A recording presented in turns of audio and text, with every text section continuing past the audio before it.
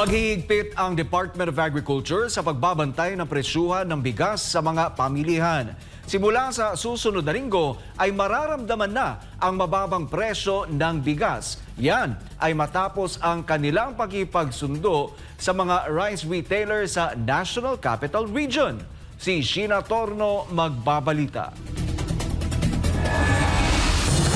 Sa price monitor ng Agriculture Department, naglalaro pa rin sa 45 pesos kada kilo hanggang 46 pesos kada kilo ang presyuhan ng imported regular milled rice. Habang 45 pesos kada kilo naman hanggang 50 pesos kada kilo ang bentahan ng imported well-milled rice sa 6 na mga palengke sa Metro Manila. Pero kung pagbabasehan naman ang presyuhan ng lokal na bigas sa merkado, umaabot ng 40 pesos hanggang 50 pesos kada kilo ang regular milled rice. At 44 pesos kada kilo naman hanggang 54 pesos sa local well-milled rice. Kung pagbabasehan mo ay mas mahal na nabibili ng mga ordinaryong Pilipino ang lokal na bigas kung ikukumpara sa imported.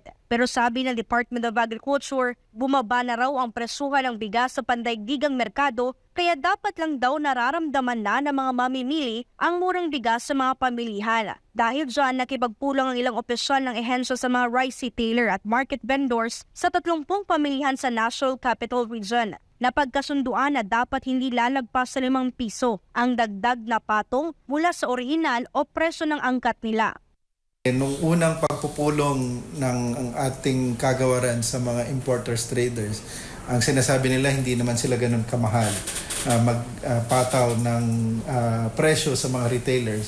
So sinasabi naman ng retailers kanina na mahal yung bigay sa kanila. But kanina one of the agreement was for regular and well-milled, their profit, yung margin profit nila is between 3 to 5 pesos.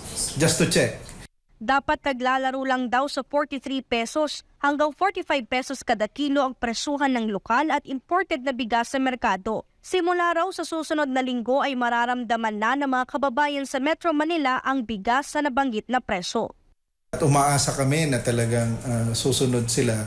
Part din, titingnan kung merong probability ng profiteering o kung ano man. So, isa yun sa mga posibleng tingnan sa kanila. Welcome development daw ito para sa grupong Federation of Free Farmers upang mapagaan kahit papaano ang gastusin ng mga ordinaryong Pilipino. Pero ang tanong ng dating kalihim ng Agriculture Department na ngayon chairman ng grupo, long-term solution ba ito o pangmadalian lamang?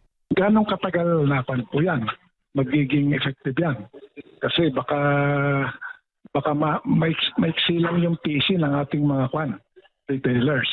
Ang importante talaga rito yung sustainability ng nasabing kasunduan ng Department of Agriculture at saka ng ating pong mga retailers groups. Ganong katagal na willing ang mga retailers na i-reduce yung kanilang margin. Sagot naman ng Department of Agriculture, hindi naman namin nililimitahan yung it's kung ano yung bigay sa kanila plus 3 to 5 pesos. para sa Diyos at sa Pilipinas kung mahal. Ito si Sheena Torno